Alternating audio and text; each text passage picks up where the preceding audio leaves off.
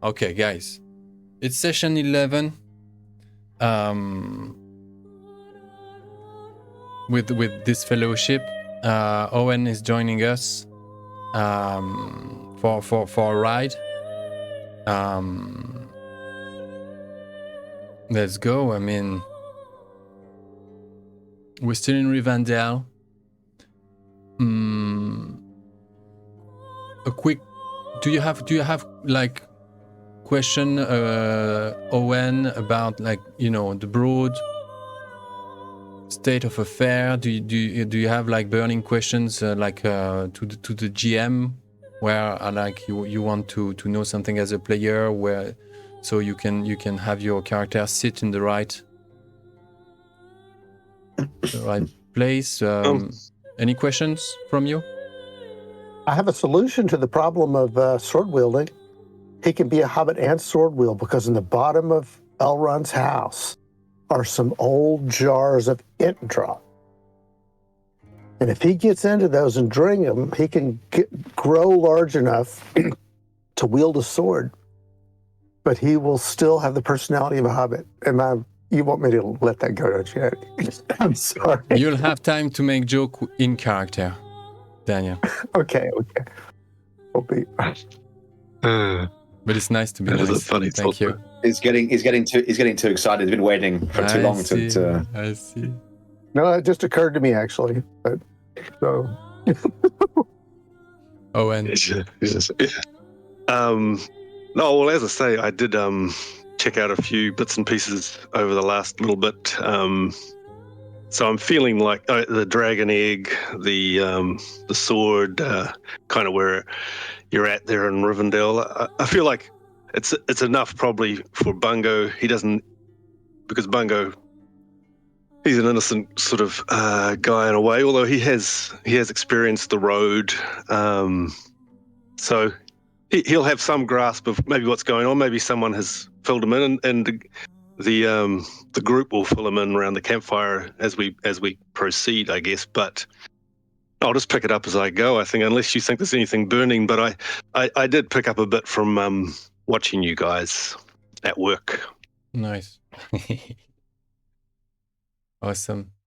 So yeah, Bungo found himself late autumn in Rivendell, doing business as usual.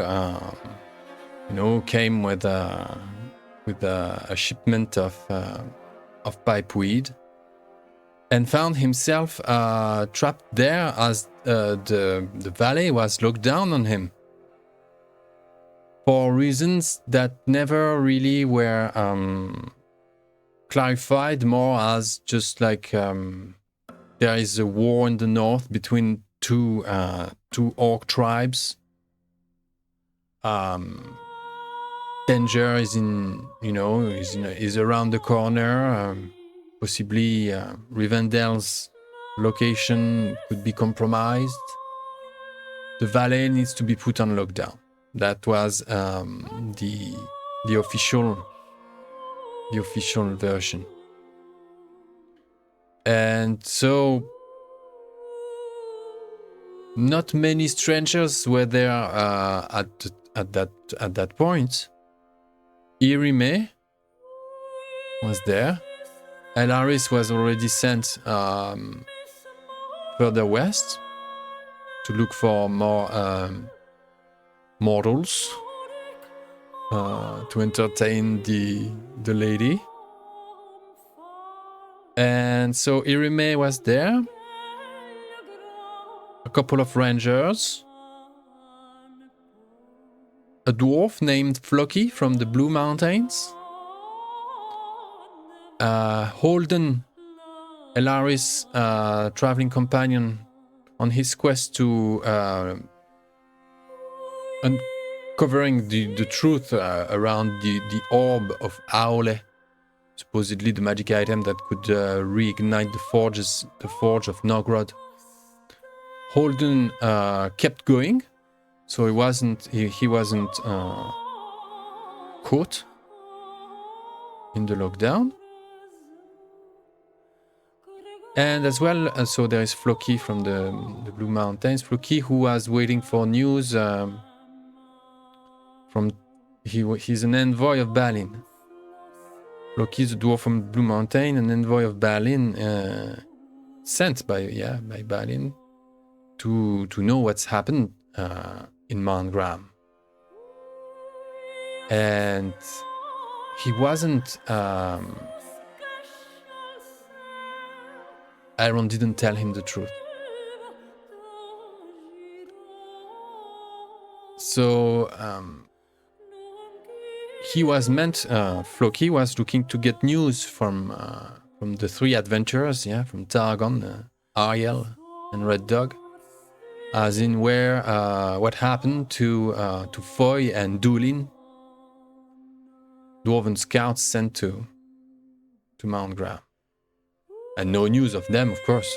Just the only news is that they are dead. They are dead as well as the man they were looking for.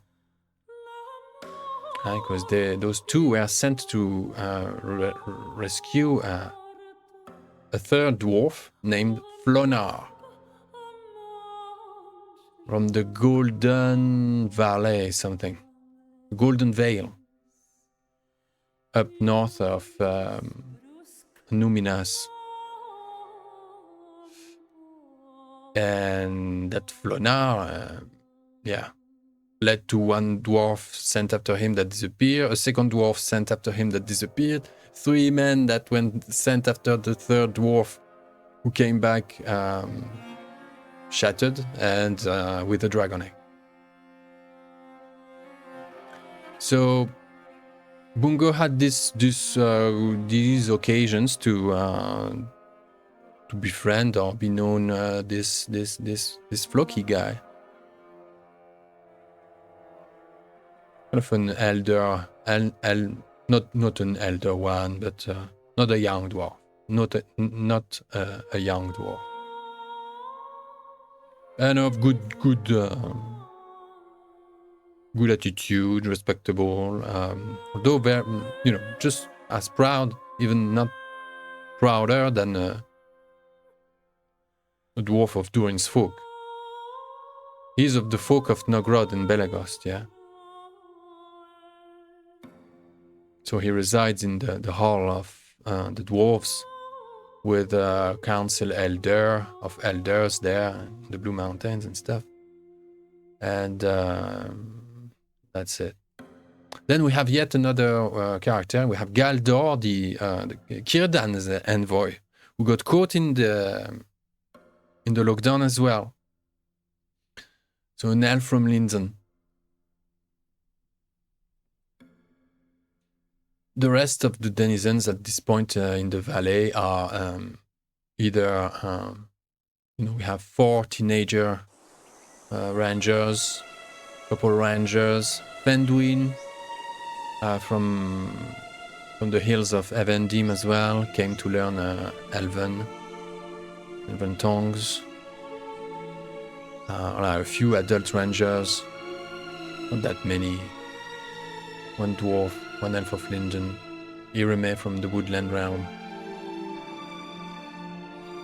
And the core of the crew, Elrond, Erestor, Lindir, Glorfindel, Eladan, Elrohir, Damron, the famous swordsmith. You met as well, Bungo met as well with Mildor, an elf who was born in Rivendell and never saw beyond the valley. Mildor is a luthier.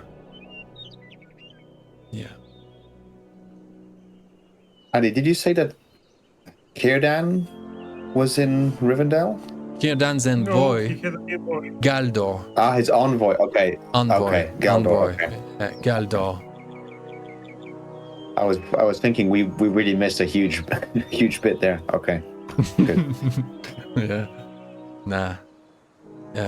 Just his envoy. I was surprised no one was reacting the same way I was, but then Yeah. maybe I was like, maybe I've misheard. Oh shit! Did we play the same game?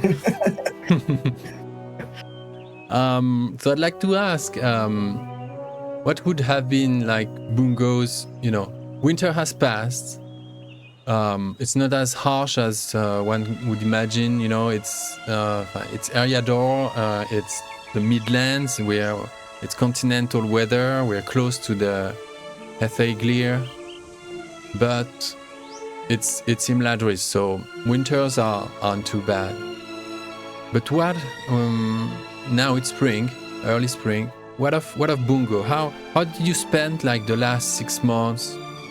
And where will you be during that scene where we start?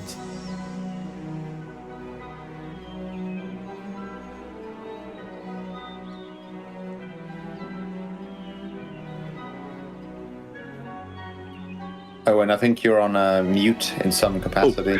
Yeah, sorry. Bungo would previously have taken the road east to Rivendell a number of times. He with his load of pipeweed on his half-starved pony, and yeah, this time lockdown, he would have first of all been surprised. I mean, business. He would have normally gone back to the family. He would have been concerned that he couldn't get back to his family on the farm there in the South Farthing. So to begin with, a little concern, but then it dawns on him this is a wonderful opportunity to see the ways of the elves up close and spend some time.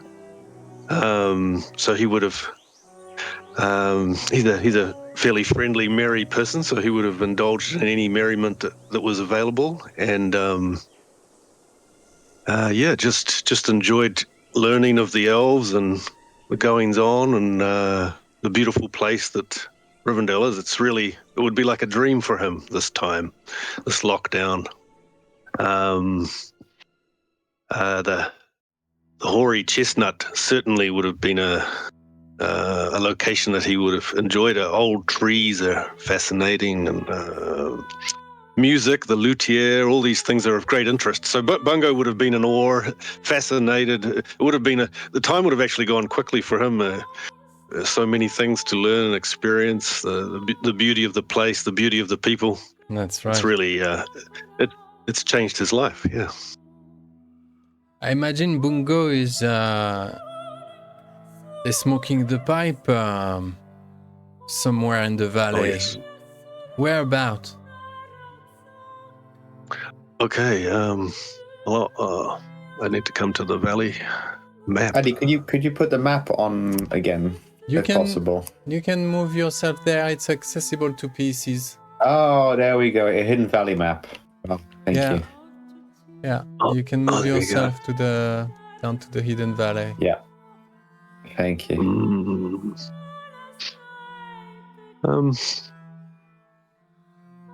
Yeah.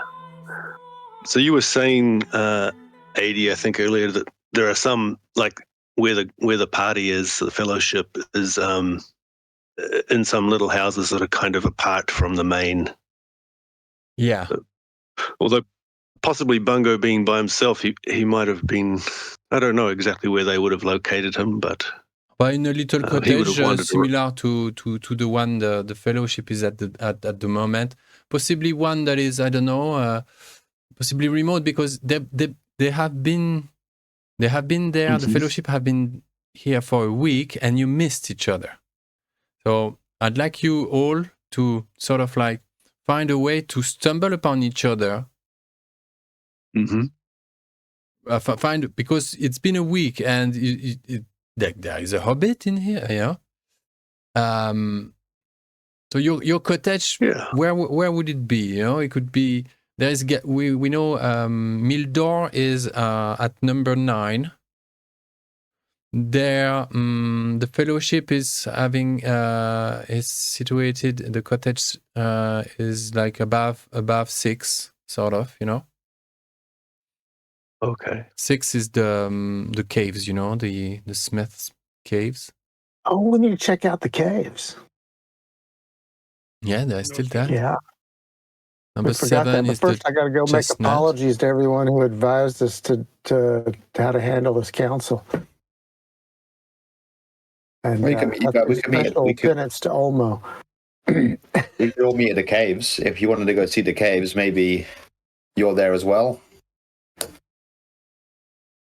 Yeah. that a place Or you would I was maybe thinking to next- begin with the old hoary chestnut could be a good place to partake of some pipeweed.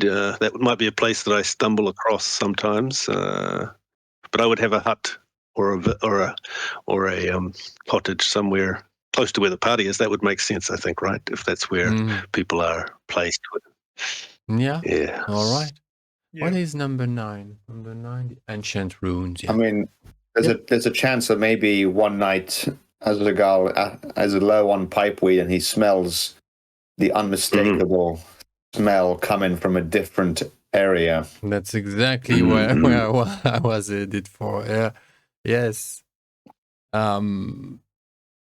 What's going on, Azagal? Your pouch is empty. Yeah. Trying to avoid the smell of elves. Tough. So yeah.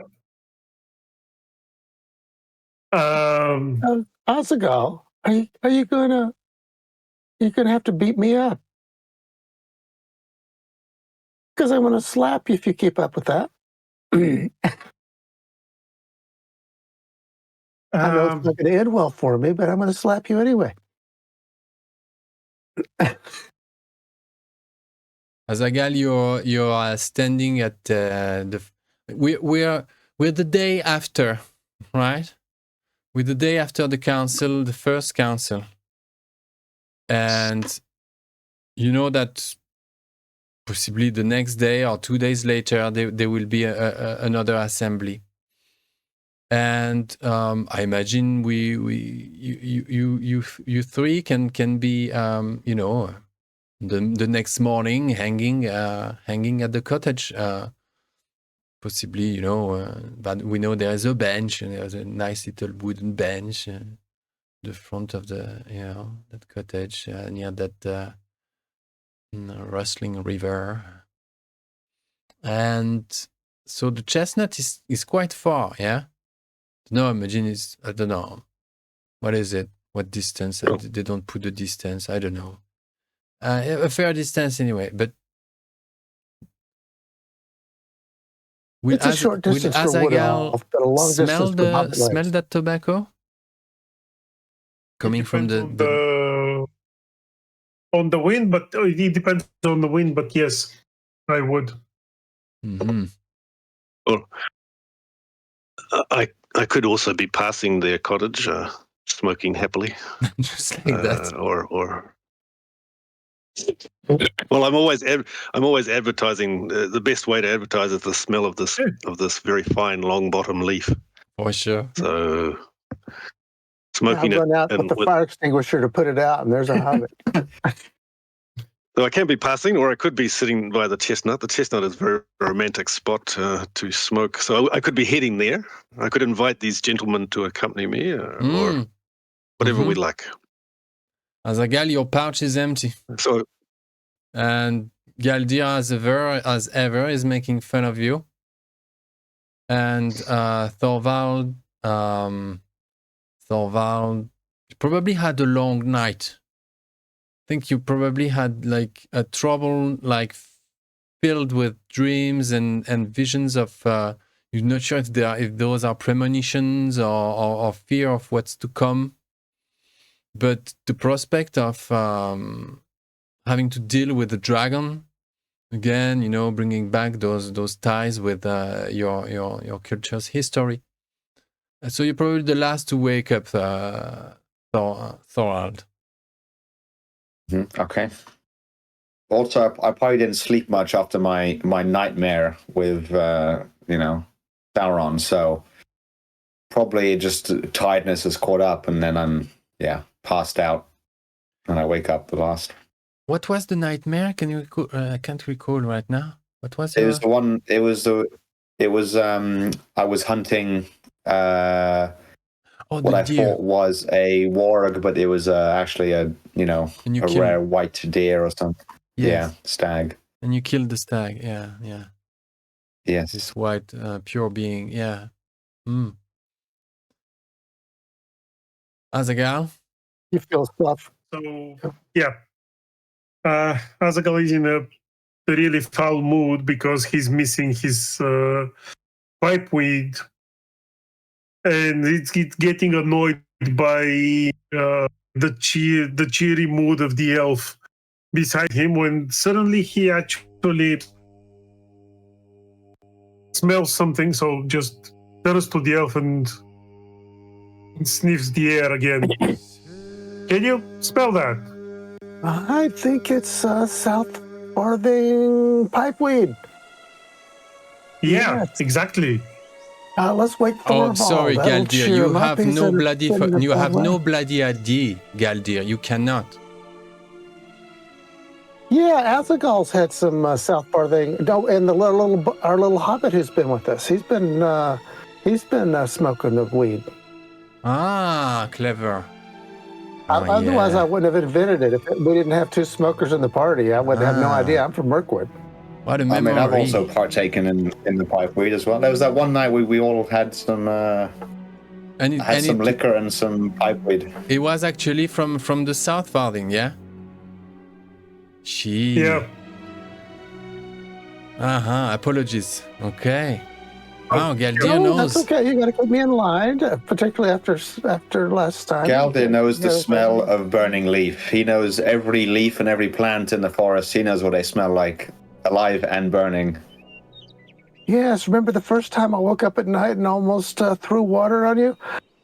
It was, well, I have learned that people, odd as it seem to me, not only like burning leaves, but breathing them in. I must say it's an acquired taste, but nonetheless, Thorvald, your disposition could use some improvement, and that smells like where it will be. It's a nice way of saying I look like shit. Yeah, bring something to trade, by the way, because, yeah. I mean, I have a bit of liquor left. I was going to say I probably need to stock up on some elven wine while we're here to replace my depleting stores, but there's still some left to share, and I'm sure the Hobbit would be happily exchanged. And you can't expect to be as handsome as you once were. I mean, you are forever chewed up, man. The troll had its way. Yeah. Yeah, quit yapping. There's somewhere somebody's smoking. Long bottom leaf. I need to know where it is. Hiraval, the ranger, is sitting on the bench near the window doors of the cottage, and he himself he's tapping his pipe. He's out as well. This is a tragedy. Bernie rushes out in his undergarment. So, do you smell what I smell? And he's running in circle trying to identify, the direction where this is coming from. Smells like home to him, I'm sure. Yeah, it's coming from across the river. Well, you guys run on ahead, because I don't want to have any part of your ambushing whoever it is and beating them senseless to steal their pipeweed. Yeah, Bungo may have been made aware that a hobbit had come to Rivendell as well. That might be of interest to him, so that he might be passing by for that reason as well. Yeah, here you are. Bring something to trade. Yeah. So am I passing by as I think Bernie you come runs down. out? You come down from further up the valley. You just passed the eagles, the pinnacle of eagles, and followed the next stream that plunges into Brunnen, and went down, and here they are on that porch near that cottage. Yes, indeed. Well, what have we here?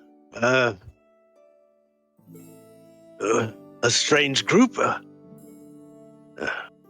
A young hobbit? Well, Bungo Proudfoot at your service from Long Bottom. Bungo? Says Bernie. And Hiraval just flashes at you like, Bungo? And you know them both, yeah? Bungo has been...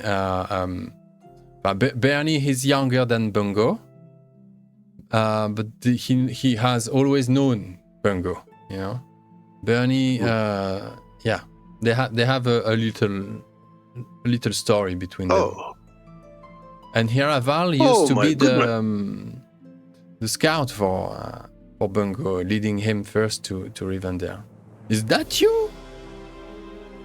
Oh my goodness.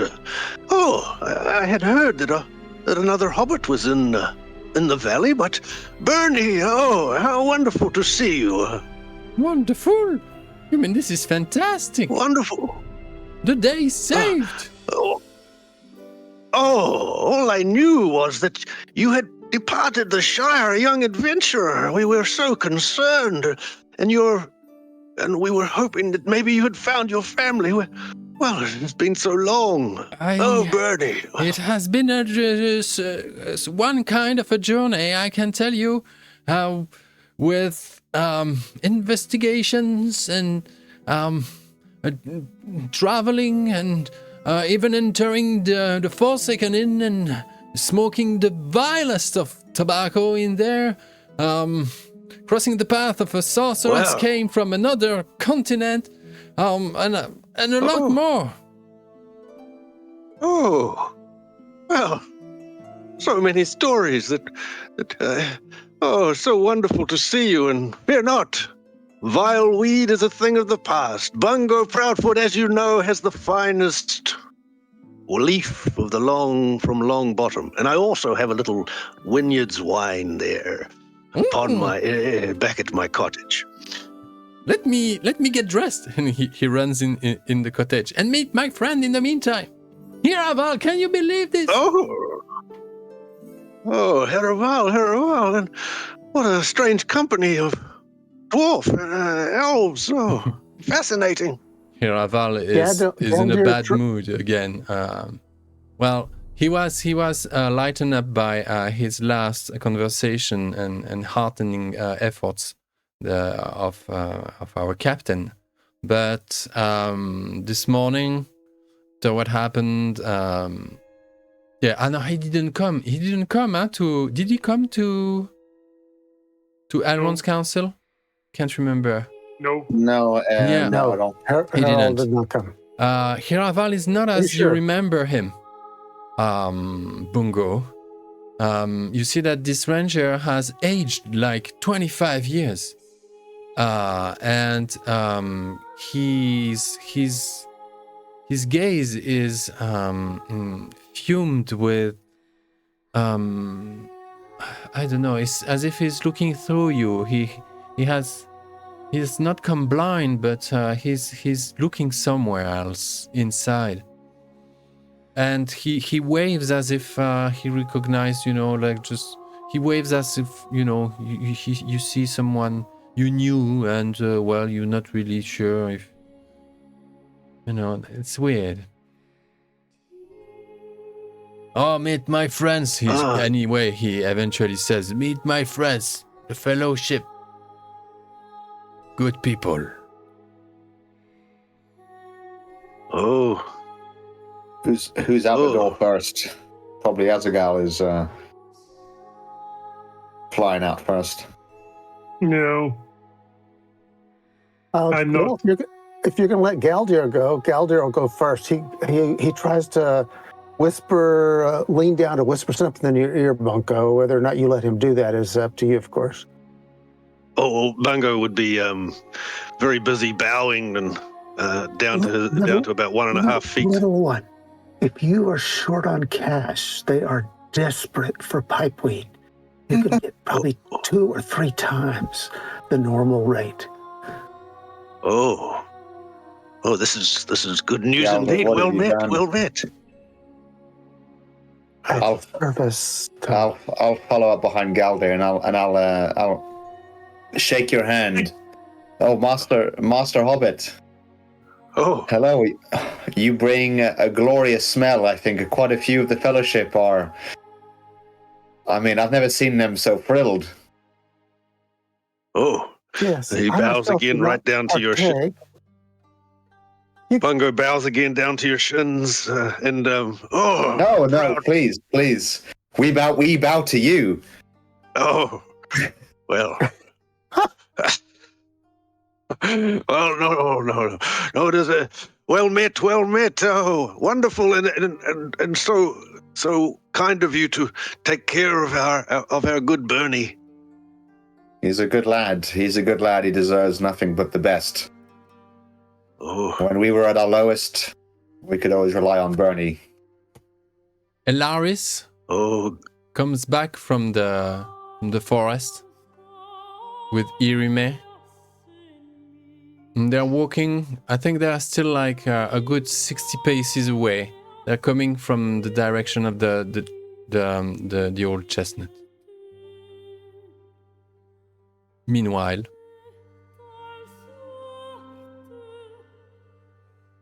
well. But Bungo is fairly accustomed to seeing the wonders of ancient elves, but every time is still quite stunning, and he feels a little guilty about his pipeweed trading and becomes quieter with Irime and Elaris. they're Strangely they're familiar still at elf. a good distance. Yeah, I don't think they look pretty deep into their conversation. They don't think they're even aware they're approaching the cottage. So we you can be guys like teenagers can keep going. seeing their parents. Hide it. Azaghal, Thorold, Bernie, you have often asked me why I don't partake of the weed. Has the fact that you could detect this fine hobbit from hundreds of yards away not solved that mystery for you? How could you be stealthy in the forest if you're smoking pipeweed? Everyone for hundreds of yards can know that you're there. Galde, but we're not in the forest, we're in Rivendell. Such things we can allow now and then, surely? You may do as you wish, but you've asked me why I do not partake, and I am sharing why. Also, if the enemy knows where I am, you have the time to run away. It's like running away from a bear. You just have to be faster than the next person. Is that a short joke? Hey, you begin yourself, Azaghal. I don't need to run. I just throw them the chew toy. Never mind them, Master Hobbit. I hear, or at least actually I smell your fine produce.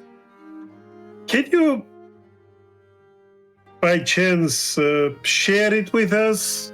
Of course, for a fair compensation.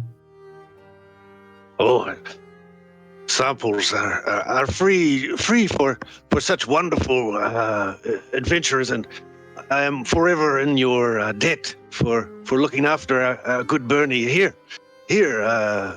take some of the finest I have. Let us just like any good dealer, the first hit is free. I don't mind, basically. And I just give him, can you please fill my pouch? Oh, he's just giving you a sample. I don't think he's filling your pouch. First, enjoy this, for I feel it is the finest long bottom leaf available. See what you think. A connoisseur, dwarves are such connoisseurs of my leaf. If someone knows their weed, that would be hobbits from the Shire. Where from exactly are you? Oh, Longbottom, sir. Longbottom. The finest leaf is from the fields around Longbottom.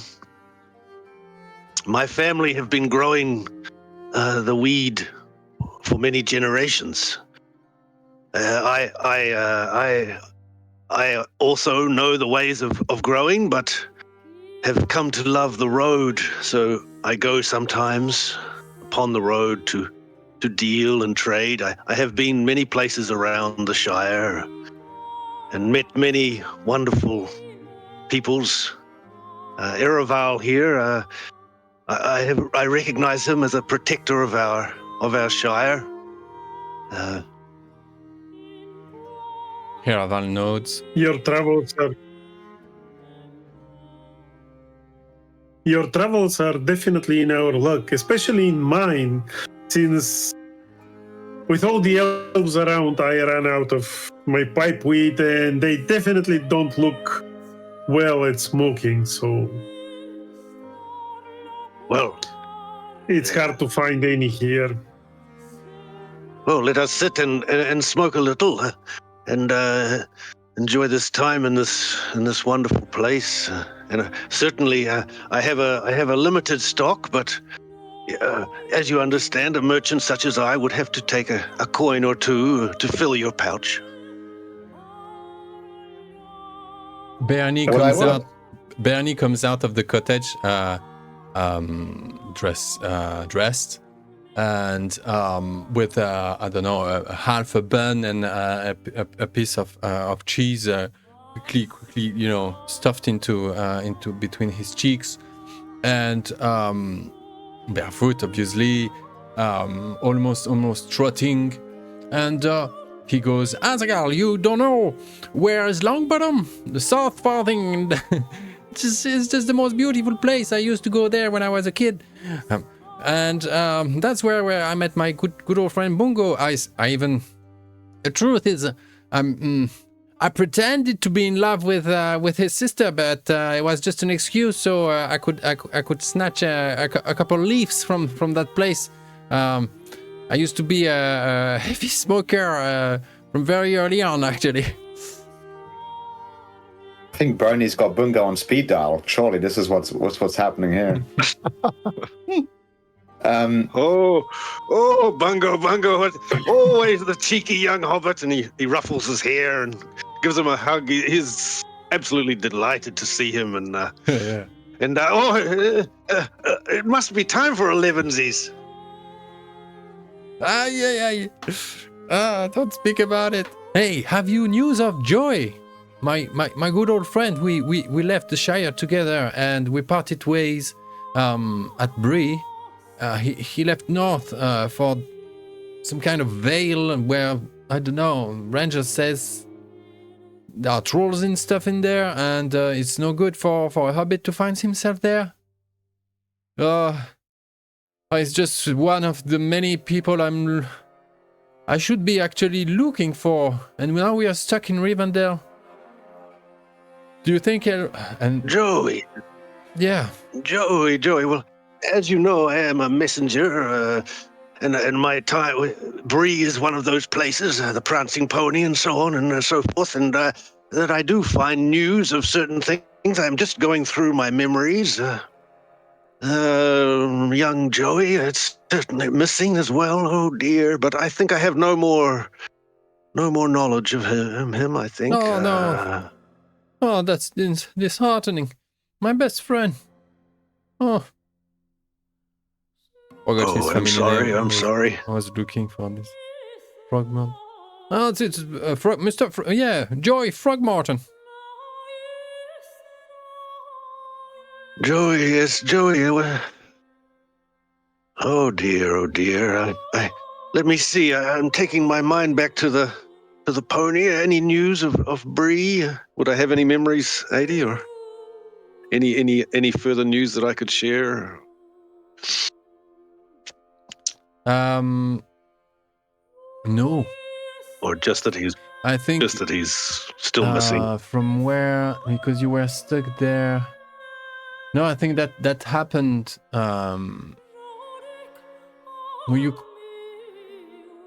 No, I don't think. No, I think you're dry here. Yeah.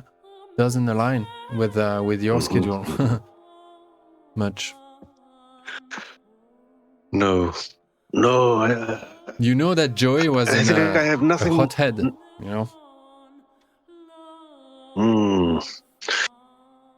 another young, adventurous hobbit who may have strayed far from the road. But let us keep hope. As we know, we have a way of slipping away and finding our way home. Gosh, I missed that weed. How many of you are smoking now? I think there's I am, Iraval, for sure. Azagal, Thorald, Bungo, Bernie. Only Galdir isn't smoking.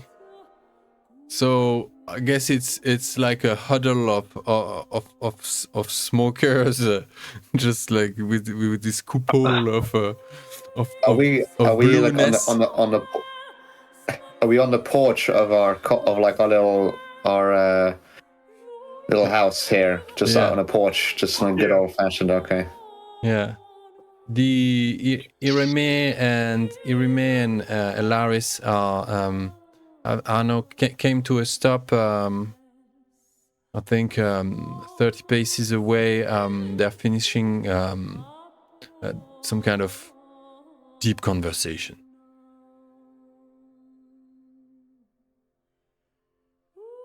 And you're in the midst of that column of blueness. Out of character, it'd be hilarious if we just like threw some pipeweed at Galdir just as they walked by, and he was just like, "Oh no, I'm not smoking." Sure.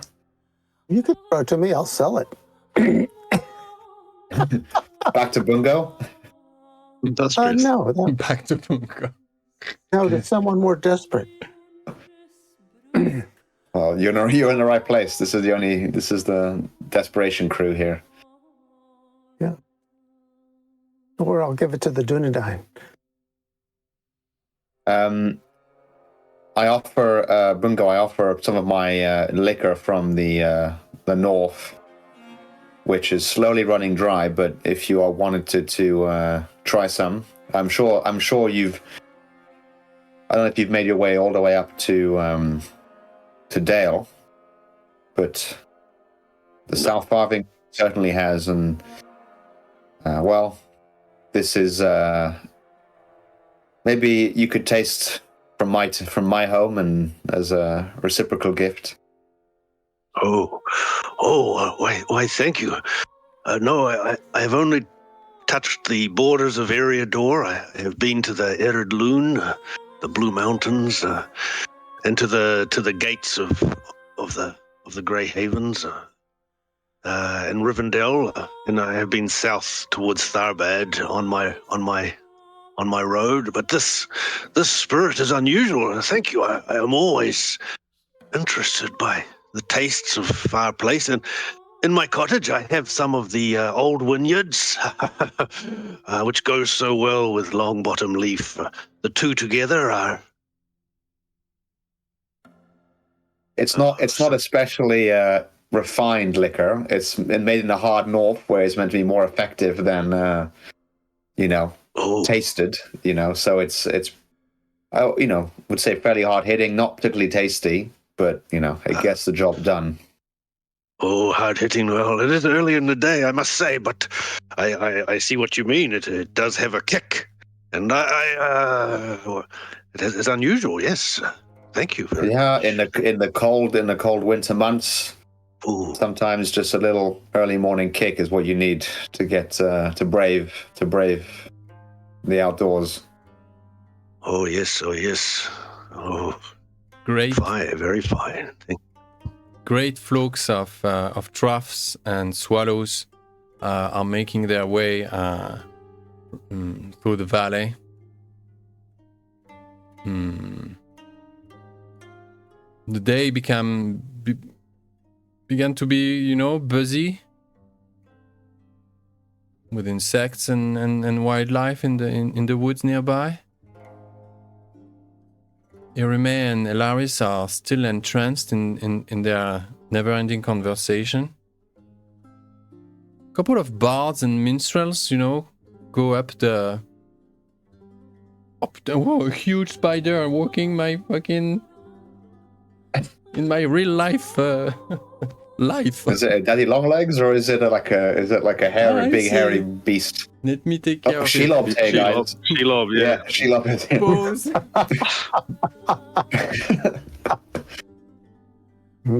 Ungoliant, actually. This is more like an Ungoliant situation.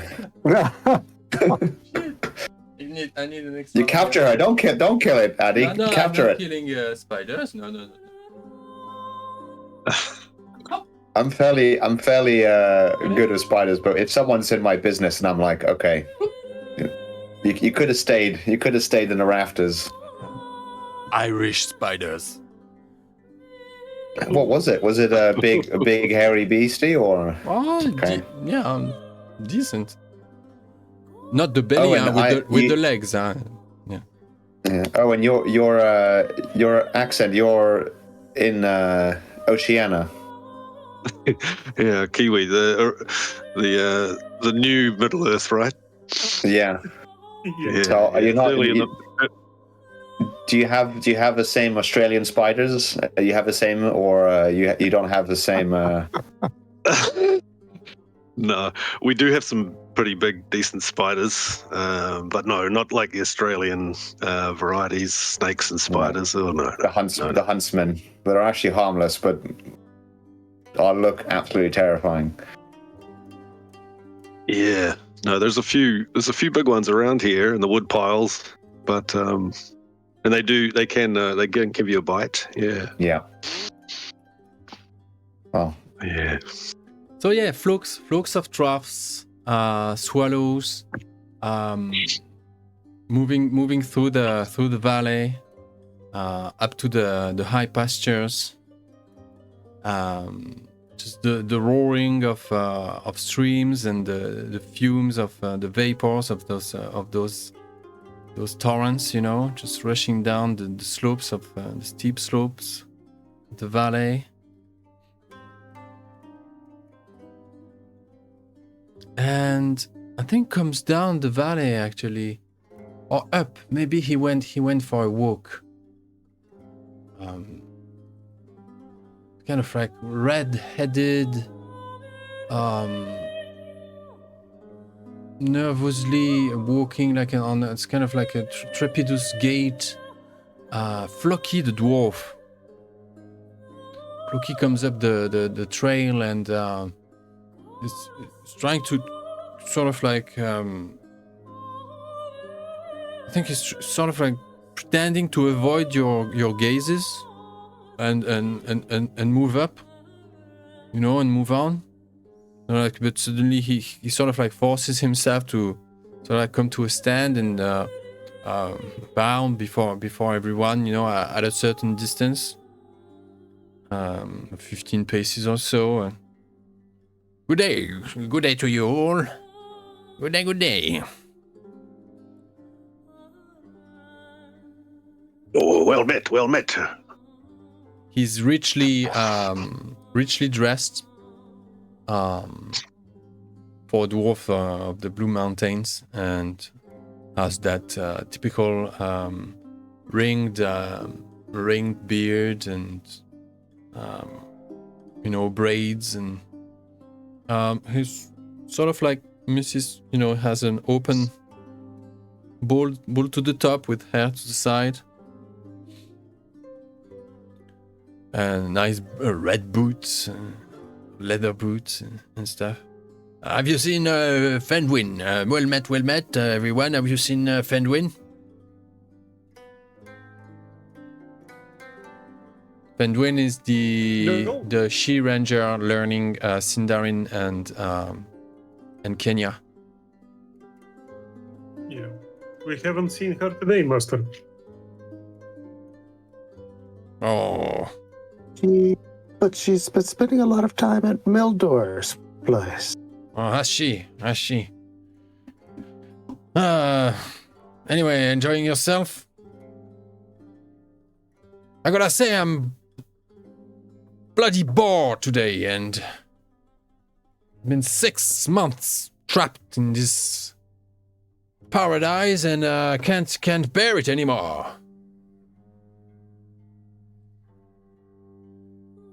I can't imagine how hard it is for you. I've been here for a week and it's really trying my nerves. Care for a smoke with us? Is that for real?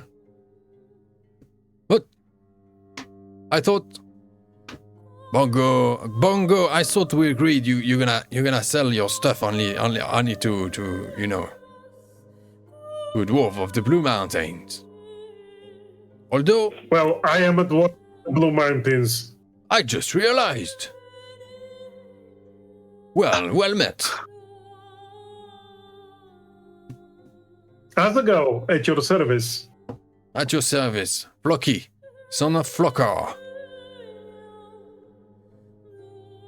You heard of Flokar, a renowned elder, librarian of the Hall of Dwarves, close to Alvia, who is a she-elder, ancient warrior who fought the Battle of Azanul Bizarre.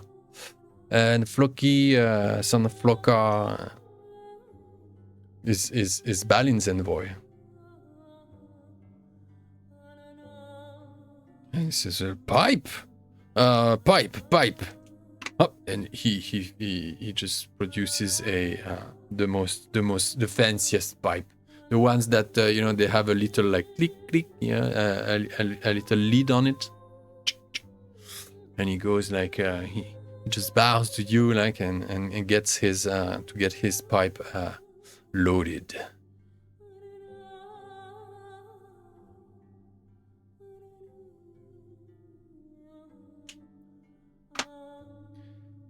Oh yeah, So, stuck in Rivendell, you too? I mean, but wait a minute. You people, you all have been here only for a couple of days. Actually, well, I haven't seen you. What is going on here? How could they let you in? I thought we were on lockdown. We kind of fell in, almost literally.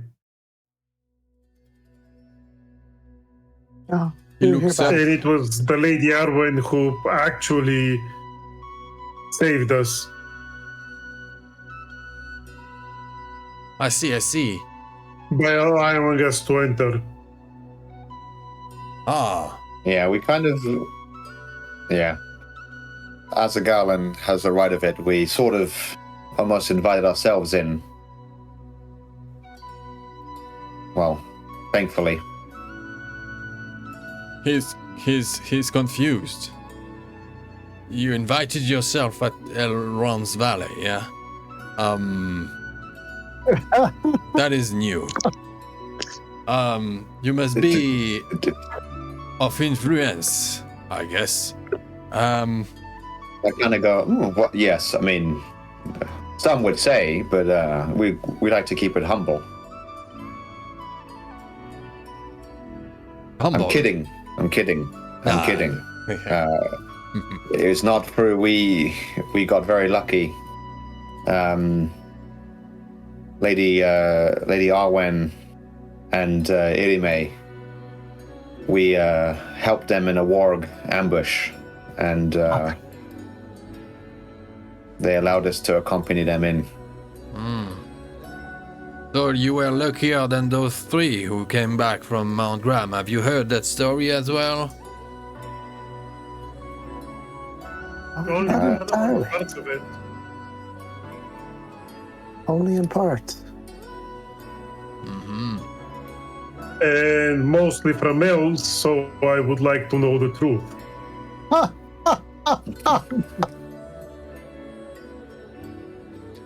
But Floki just like goes boom, and he smokes out, It's a long story, guys. around you, like you're. I think you're a nuclear balloon, like at this point of blue, and You can't. I don't think. I think Bernie. you can't see Rime or you can't see past that. It's like a, yeah, it's a smoke like a smoke grenade exploded on the location. Bernie smiles at one of his best customers in the valley. Bungo, you mean? You said. Oh, sorry, you said Bungo. Bernie. Bungo. Yeah, yeah. Too many bee hobbits. Yeah. Yeah. Bungo. Yeah. I can see why you're low on supplies, Bungo. Exactly. These dwarves are the Blue Mountains. They do enjoy the long bottom leaf. There's a reason they're called the Blue Mountains. And it's not the color of the snow. It is.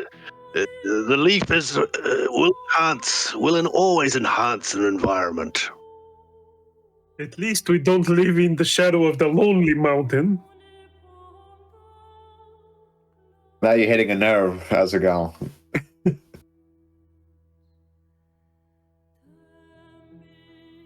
Floki goes like tick tick. He just animates that little lid, you know, to sort of like finish his pipe and have a better, you know, better draft.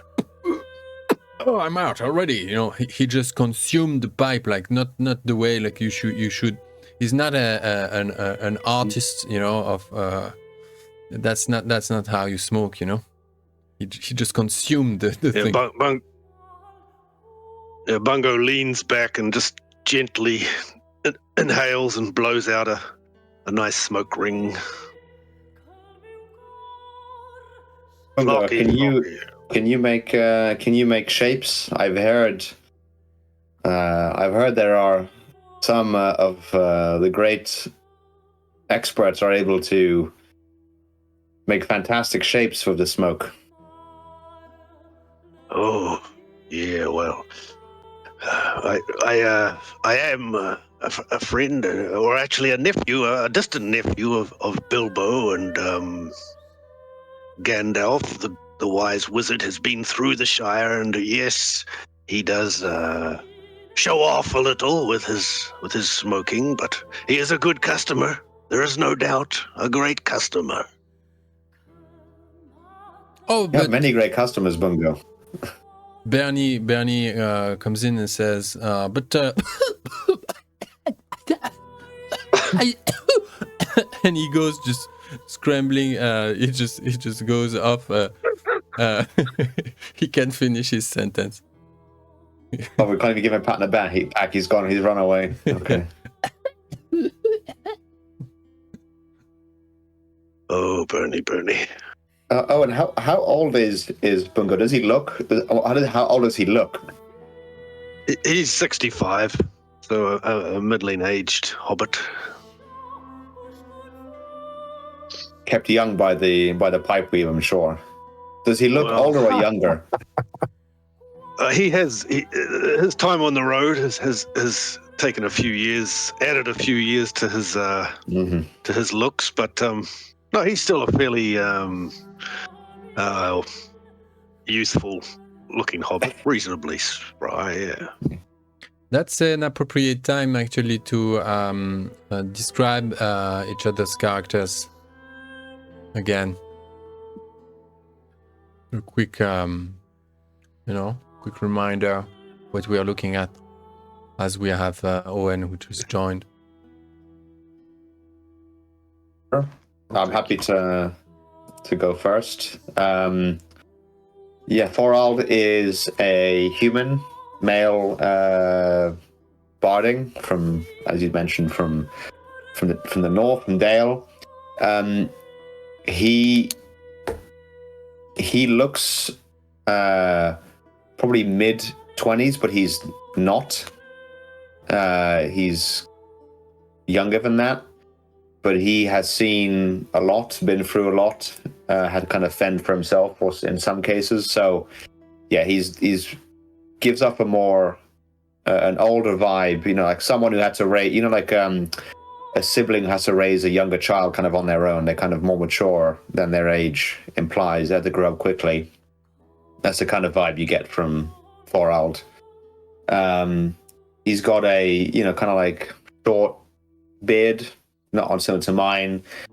Kind of like a if you look at the picture of my character, the kind of the haircut's kind of similar. It's kind of like a fade on the sides and kind of like a, a bit longer in the middle. Not been cut in a while, so it's not, it's not as clean cut as it once was. Yeah, that's Farald in first impressions. Awesome.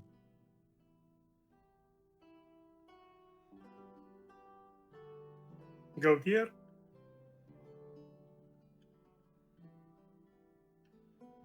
I can go again, guys. I can describe you if you want Say to. about Galdir.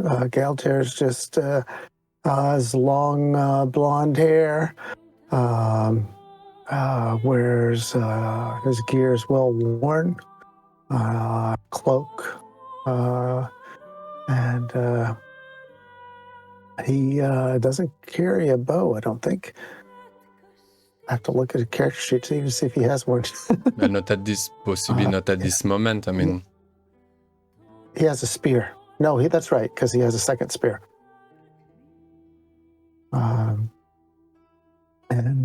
Yeah, he's kind of trying to stay upwind of the smoke. And still be part of the conversation, but yeah. and what's the most striking feature about his physicality? Probably the long blonde hair. Thing you're most likely to spot if he doesn't have his hood up. Nice. As a guy. The dwarf of the company is the only one wearing armor, although he doesn't have any weapons on him besides his pipe, but that can be used as needed. It's a deadly weapon in some hands. With green eyes and flaming red hair and long red beard,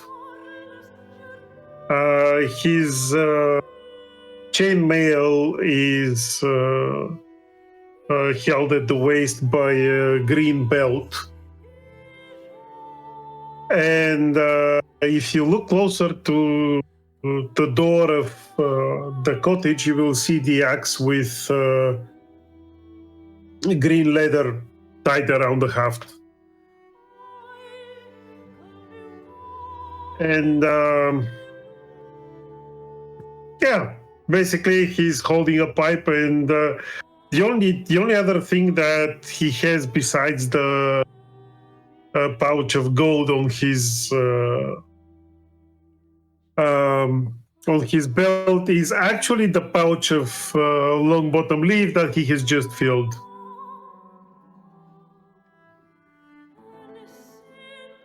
You firebeard! Goes Floki. Yes. Yeah, good people. Durin's friends.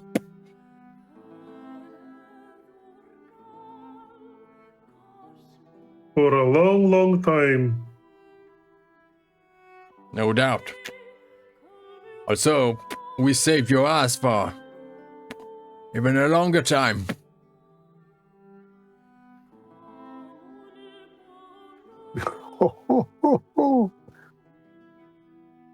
Glad you're here. Yeah, we've been...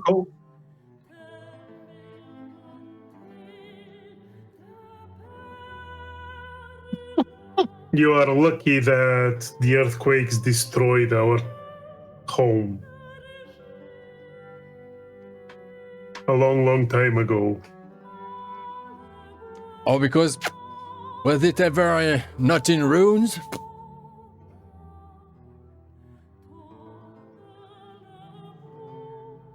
Forget it. It was not once. I don't mean to. I'm just in a bad mood. I'm just in a bad mood. I would die to protect your life. I would die. Just a bit of fucking...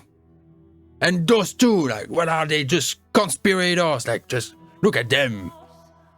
And he's pointing at Irime and Elaris. I can't bear this place anymore, those secrets. Every stone here looks like it's looking at you, and the trees look like they're just trying to fetch what's in your pockets. Nah, this is enough. I have to get out. Just don't know how. Any news from Elrond? Have you met him? He's not showing. He won't take. I don't understand.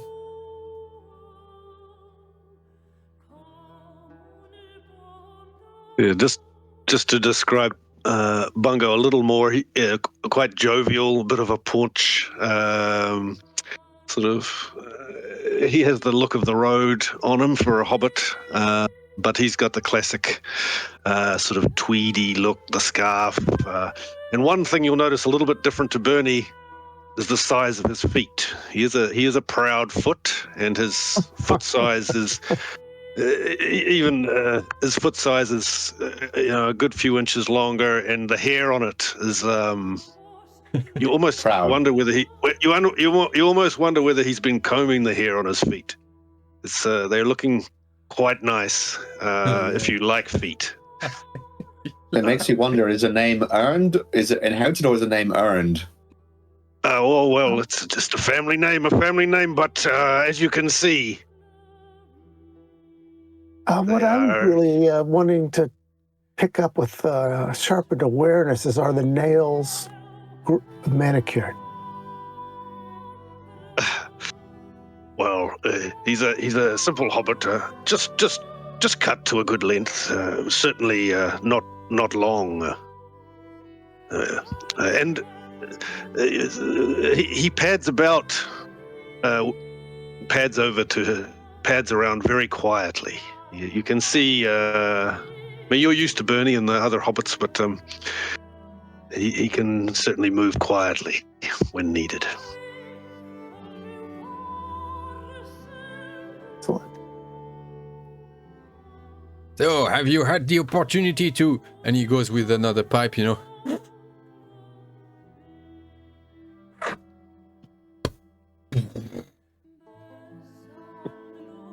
Talk with Elrond?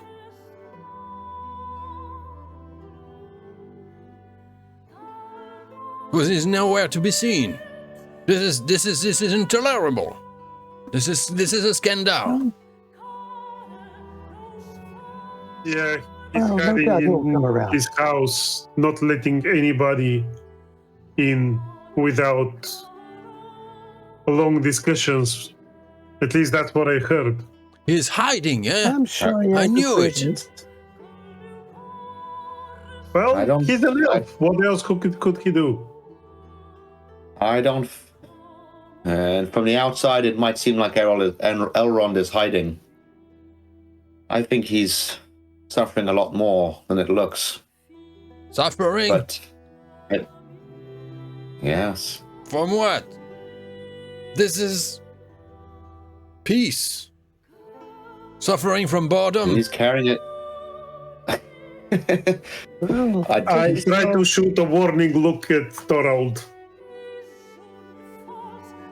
Well, you might be right. You might be right. I'm just making excuses. I don't know. Normally, a host would welcome their guests quite openly, but he must be busy and suffering. Normally, I don't guests know. don't speak so ill of their hosts. This weed is really getting to my head, guys. I think I should. You see, I'm talking myself into riddles. You're right, Bungo, Mr. Bungo, Mr. Hobbit. This is fantastic. And he kind of just like retreats and kind of just like nice. Yeah, I think let's roll a little riddle here. Thorald, please. Oh, great. The one thing I'm very good at. Okay, riddle. Oh shit. Yeah, it's just flat. Let's see what happens. Well, that could be, yeah, lying is a riddle, yeah. It could be a persuade, but persuade, it could be, it's a bit of a different... Oh, you could convince me to make it a persuade. Okay, I convince you. Yes, you do. Um, How convincing are Okay. you? It's crazy. I'm very convinced. You are There we so go. convincingly convincing.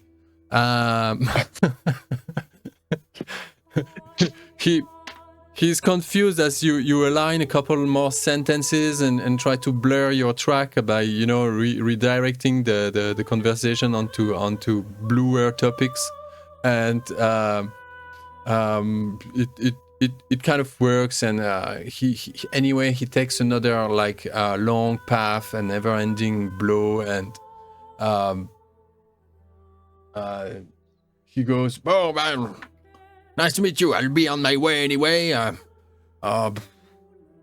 Some of us have to pretend to kept busy after all.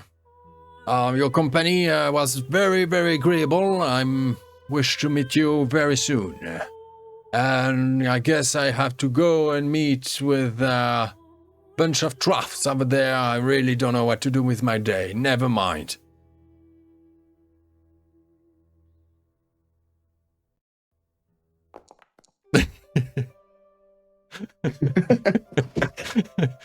It's the other way. Farrell is That's like- Yeah, Farrell is extremely. What's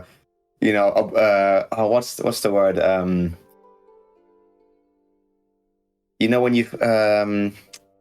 When you think everyone's looking at you or something, not embarrassed. I'll think of it. He's obviously struck, kind of deer struck by the headlights. Luke? Yeah. Not suspicious. It doesn't matter. I'll find the word. Suspicious works. Yeah.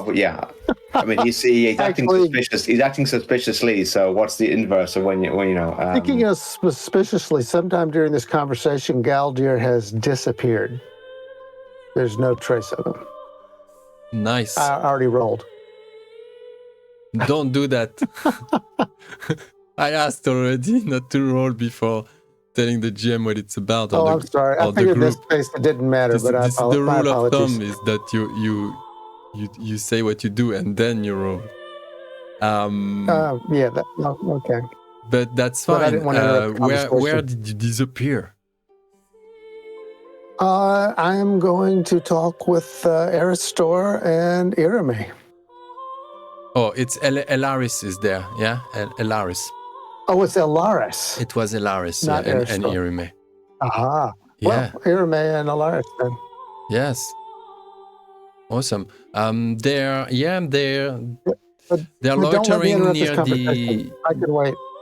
near the stream, like near that creek, and they welcome you just by body body language,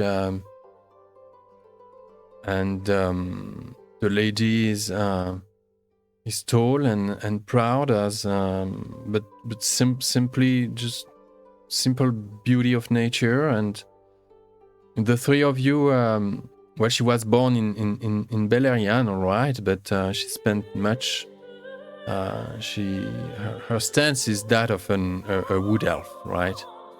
And Elaris is of the woodland realm, just like you are, and both were born there, and are of kind of the same generation. Yeah, I think you're a bit younger than Elaris, but of not by much, possibly just 100 years old, you know.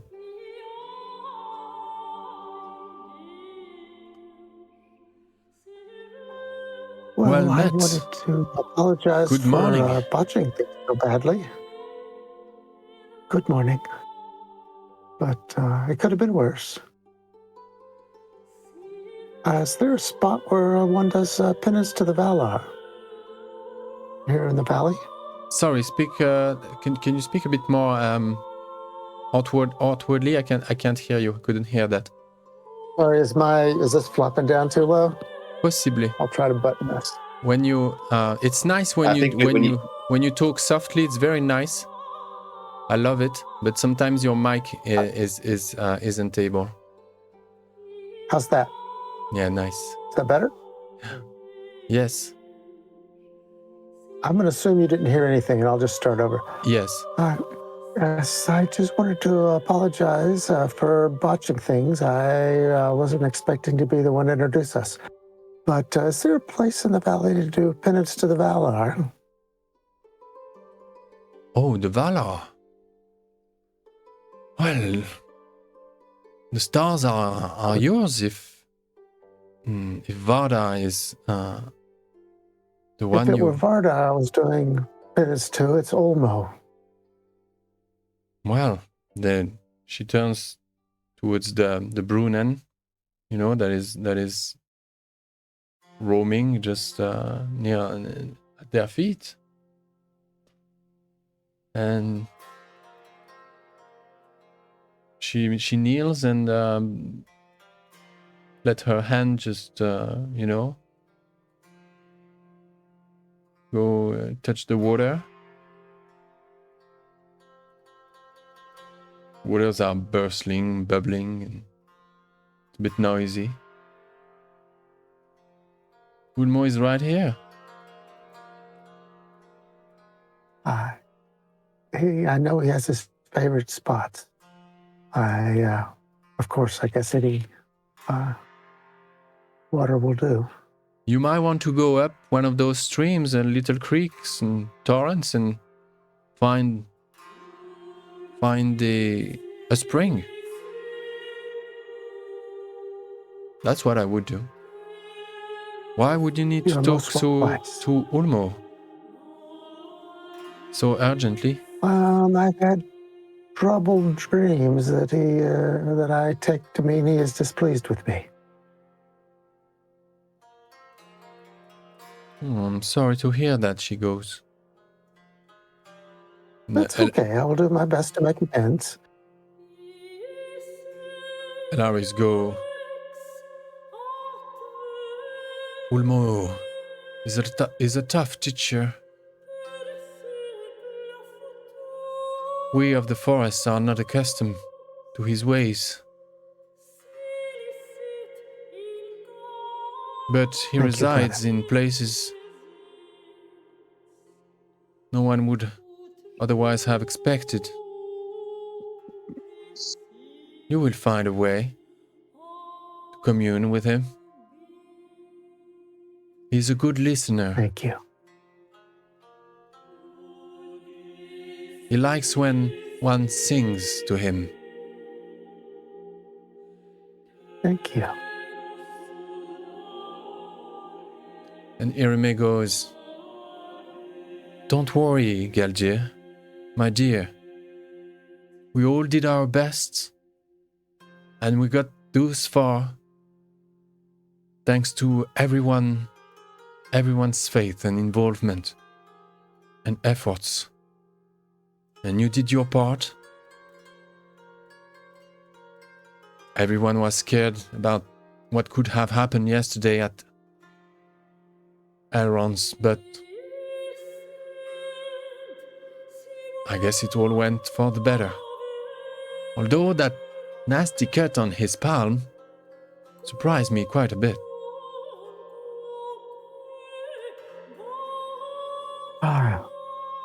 I don't know. Was he trying to bring himself around, maybe? I imagine so. That's how I interpreted it. Anyway, I have words. Yeah. The next council is to come. Tomorrow morning. Already. Things are on the move. Arwen let me know that her father is possibly willing, is at least thinking to reopen the valley. Nothing sure yet, but everyone should be assembled tomorrow at Elrond's house, on the east porch. The one that opens up onto the walled garden. You will find. Then I will hasten up this stream here and see where it leads. So if I make peace with myself at least, maybe I will do better tomorrow. Peace Thank be you. with you. And with you. So Galdir, do you head up that Yeah. that I'll head up mountain? until Yeah. I can find a place, preferably where the stream is coming down into a pool of water and making a nice chatter. But you can get back. I might be a while, so you might get back to everybody else.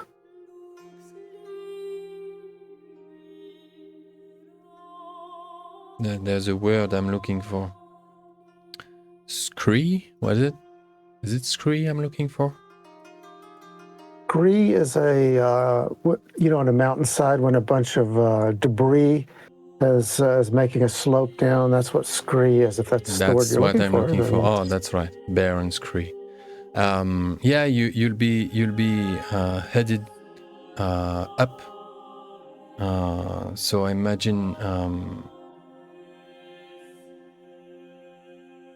you don't have to cross the Brunnen here, or maybe you cross the Brunnen, whichever slope you pick, the northern one or the southern one. If you want to pick the northern one, you'll be under the sunshine. However, you'll cross the forest to soon reach those barren scree slopes further above, and you follow that creek that leads you up. And it goes through a succession of small waterfalls, and there are a couple ponds that are forming on possibly temporary terraces, and so that's what Galdir will come back to you when you find your spot. And meanwhile, the other guys. I think Elaris and Irime finally joined They don't join the smoking. It wasn't a contest, but they enter the huddle, and and inform you of the coming council tomorrow.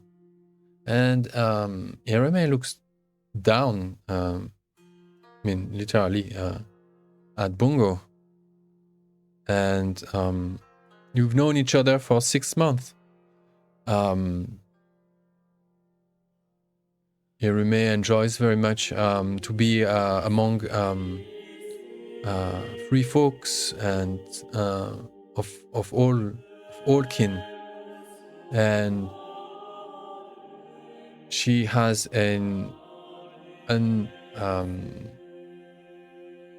her patience is just beyond. Bungo could sing to her, tell her as many stories for as many hours as he wanted, on many mornings and evenings through winter, in one or another of those little cottages, and she would always lend an ear. She looks down at you and at the rest of the fellowship, and you found each other.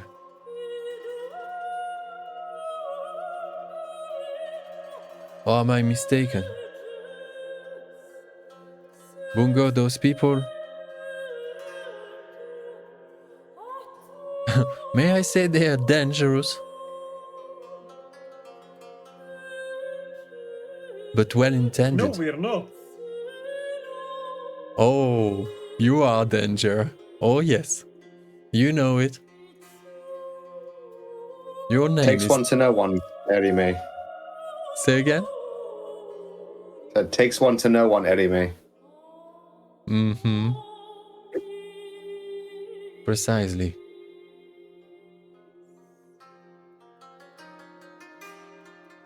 I'm glad three souls find each other.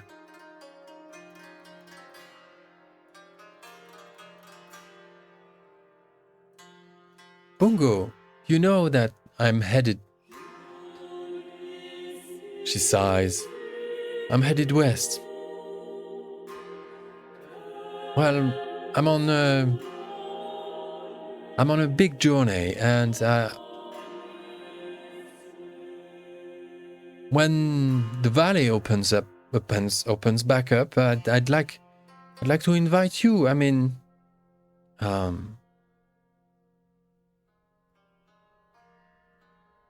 or I have to send back. You see, things are about to change. Here, in Imladris, and everywhere else.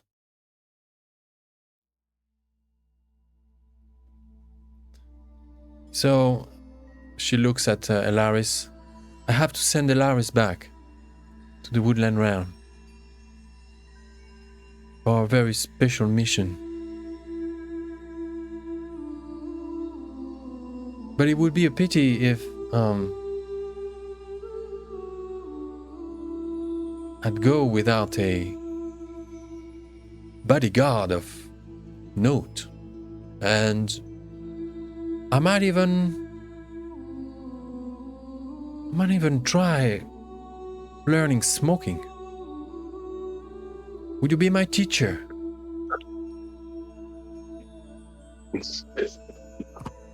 Bungo puts his tobaccos and bits and pieces aside, his eyes wide like saucers. He goes down onto one knee, so he is very small now, and looks up at his lady, who he has over the last times he has heard the songs and stories of the elves, and he looks up at this wonderful elvish lady. My lady. Oh, adventure has never been my mission.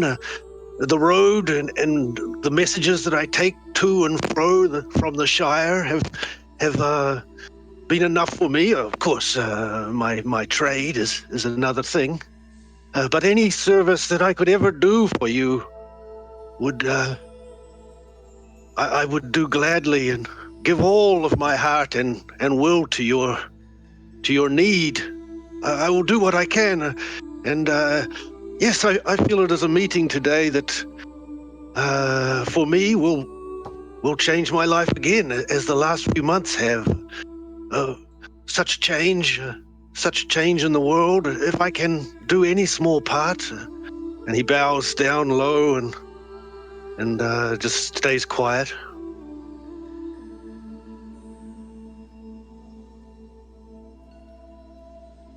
You see her eyes.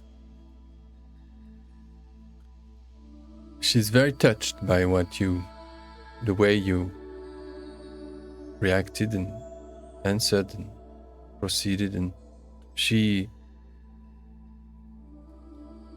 then tense as if her ears went like chuk chuk, and she breathes in and looks around, at the forest, and feels the wildlife there, goes down at your, and she smiles and she goes, "Do you know how to write? You must do." I do, my lady. I keep a record of all that I do and those that I meet. I can write. How many blank pages have you left? Oh, I have a number of journals. One is coming to an end, and a fresh one I have. We'll make sure you have enough journals to write down all the story I will tell you on the journey.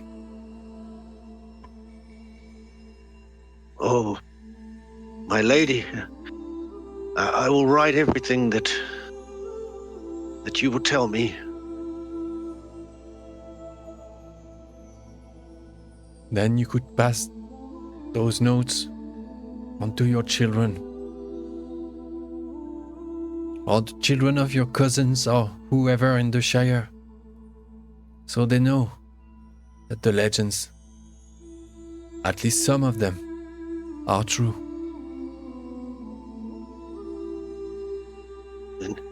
Indeed, my lady. Legends, stories that we have in the Shire. From you, I will write, and those legends will become more real for my hobbit kin, and we will be more safe and wise in that knowledge. Thank you, my lady. Any time by your side I will treasure forever. She looks more gravely at Azaghal and Thorald. As with you, my friends, I hope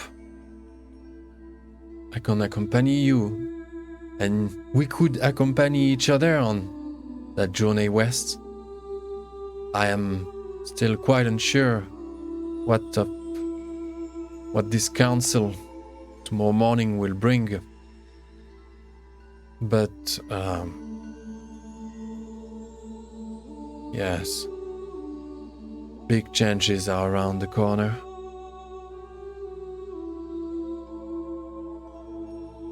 Whatever the council brings, we will be honored to travel with you to the west, to the Grey Havens and beyond.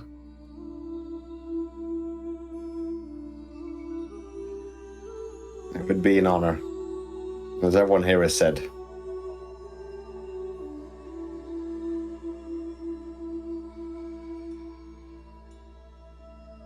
Nice. But my lady, trying the pipe weave is not necessary. We will accept you regardless. Maybe I'll wait for after the council before I get into this. But I would advise it, yes. when I begin something, I finish it. I want to know all about it.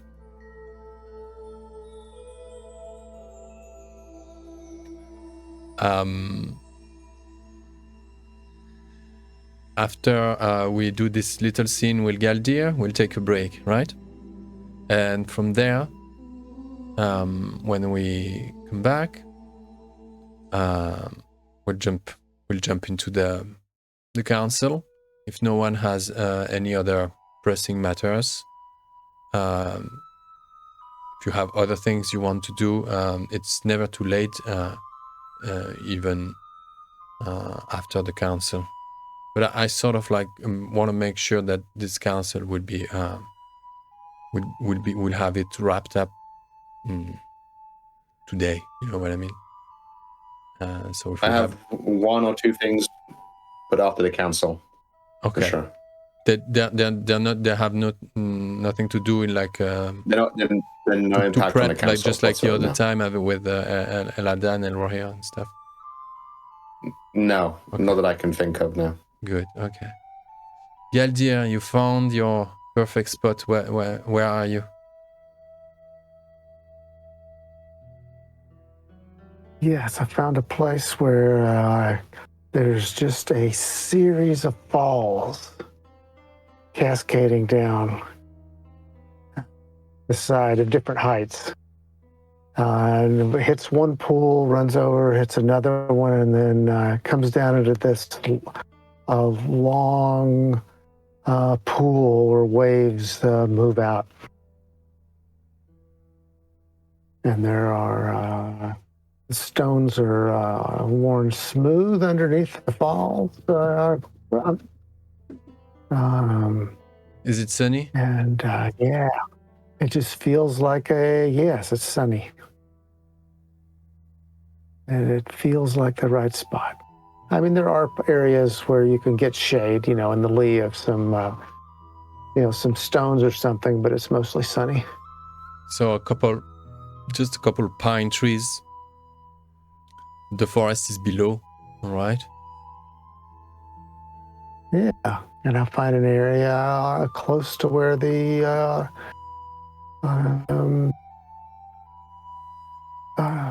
largest and last fall comes down into the pool and thunders, where maybe some of the spray makes the ground damp. And I settle down, cross my legs, put my hands on my knees, and just kind of go into a state of openness as much as I'm able, and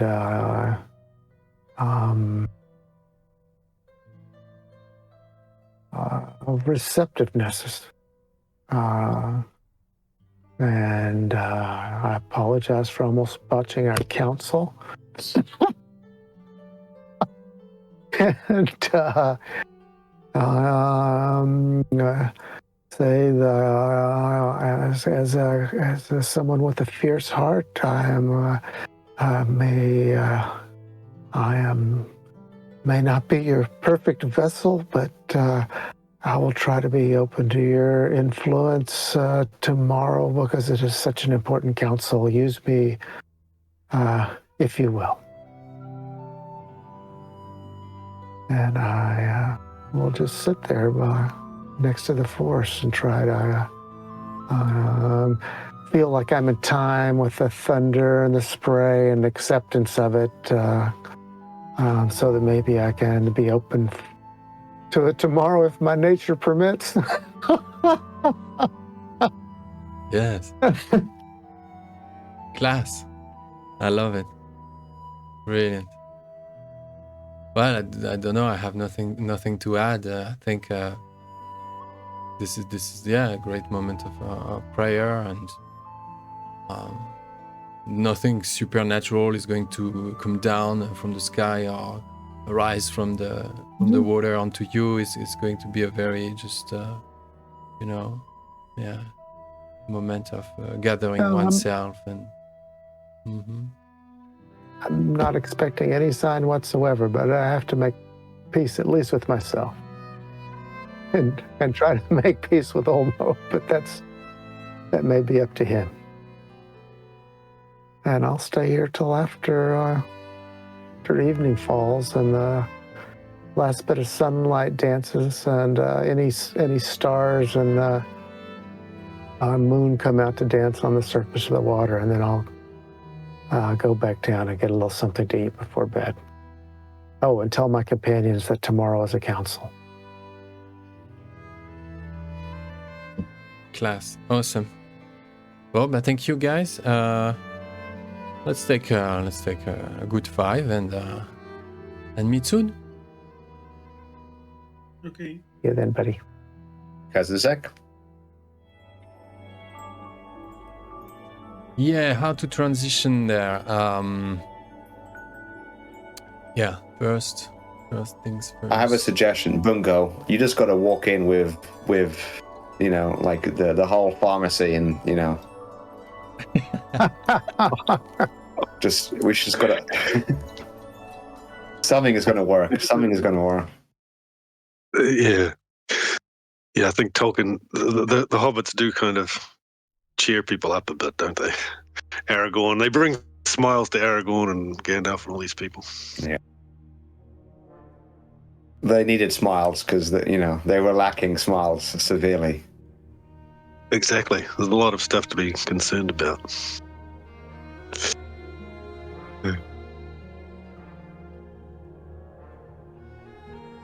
Yeah, so maybe we will hotbox his solar, and this council decisions are made.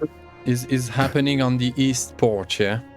So same place where the One Ring was displayed before the before them all. We're there, are we? Yeah, you're there. perfect for a hobbit to hide and pop out and say, I'll go. You guys, you're once again. I think Irime has made it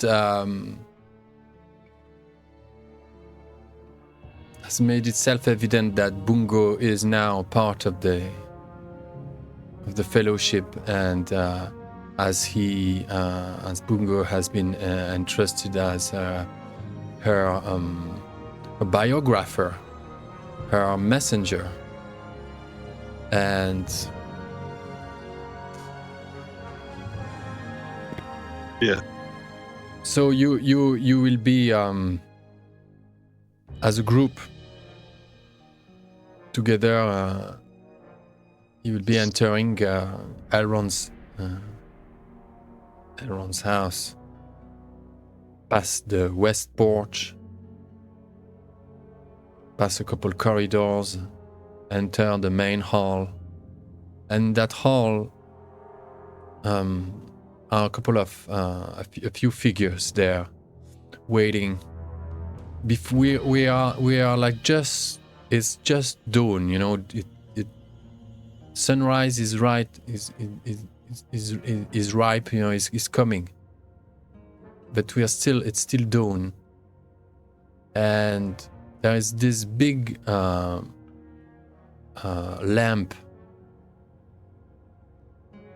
hanging low from the ceiling. All those alembicated, you know, just patterns on it. Magnificent dwarven make lamp that comes from the Blue Mountains, and the flames inside are a dark red, dark orange, and as the day isn't fully yet you know, out, and we're inside that hall. It's this red hue, and the rest is just dark blue. And tapestries hanging, and carved columns, and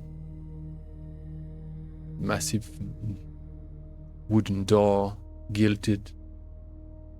And there is an assembly that forms up as people are gathering to prepare to head out to the next area to that porch open towards the east. But for now, everyone is kind of like in a more sort of like contained. And we have, I think at this point, who should be there? There is Elwar here and Eladan, that's for sure. There's where? Yes?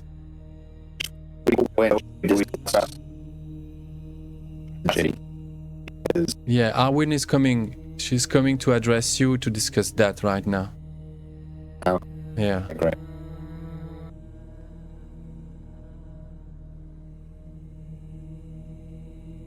I think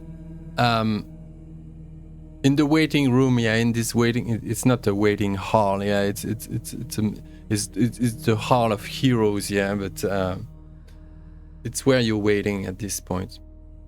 And Erestor and Glorfindel are not there, along with Elrond.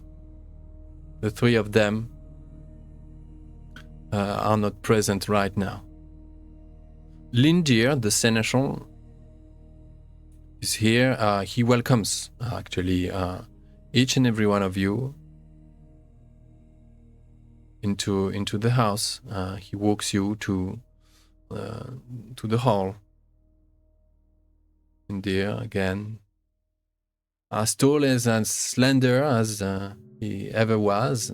Long blonde hair as well, marvelous braids along his temples. Very aware, very sensitive, attentive. These green garments, a long grey cape. He welcomes everyone in the hall, making sure everyone had their need tended for the morning.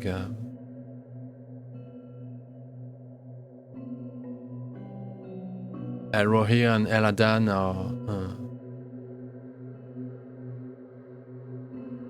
possibly conversing with Arwen and Irime at this point when you enter. In this semi-twilight.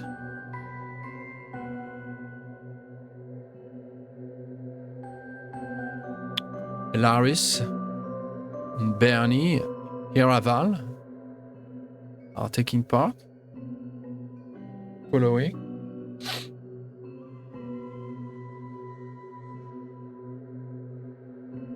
And two more figures. Floki, you met yesterday.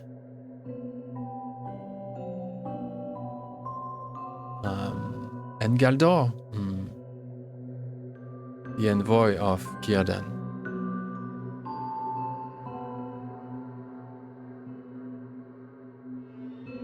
Oh. Yeah. All the officials, let's say. Yeah. Yeah, now, yeah, definitely. Yeah. I don't think that Arwen will cry in Elrond's arms on this one, yeah? Galdor is sort of like conversing with Floki. See, they're exchanging. You can't really like figure much of their conversation as you just enter and you're still under Lindir's care. But Galdor and Floki are having quite a snappy exchange.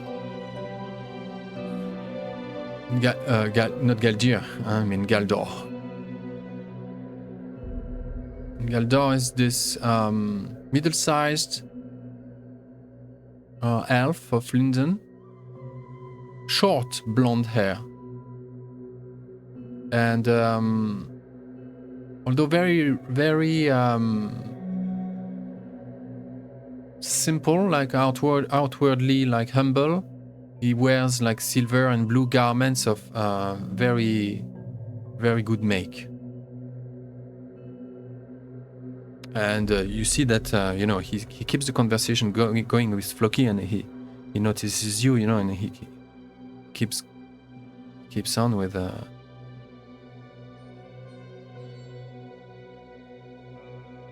And you hear Floki's. You overhear Floki.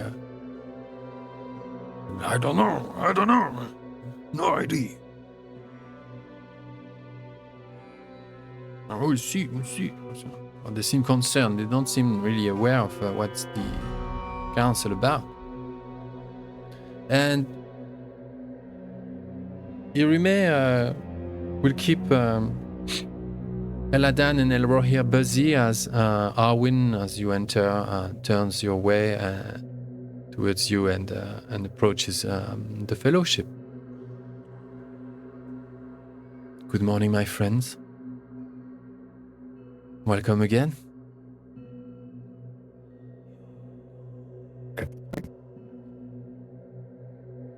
Good morning, lady. What your father's decision might be? I think Elrond is looking to open up and let know our two gentlemen over there. She nods at Floki and Galdor's towards Floki and Galdor's direction. Father is willing to let our gentlemen there know about the situation and reveal revealed the secret of the egg, and she goes a bit quieter when she mentions that. And eventually, he's looking to hear fully the propositions, the ideas you have, and I think he himself had a thought or two about ways to go about that. I think that the best you as a fellowship could do is to, once my father has stated the whys of the council, your fellowship could introduce itself to Galdor and Floki. So from there we could begin, hopefully, to decide as a community what is the best course of action, what mission you shall end up taking on. But, she goes, beware of Floki. It is my intuition that he will try to claim the egg for himself and his kin. Floki has lost many dear ones to him in that endless struggle against the orcs. And knowing that this dragon egg is at arm's length, he will try to get hold of it, if only for the pride to destroy it himself. But his heart is blurry and made of pieces that do not fit with each other anymore.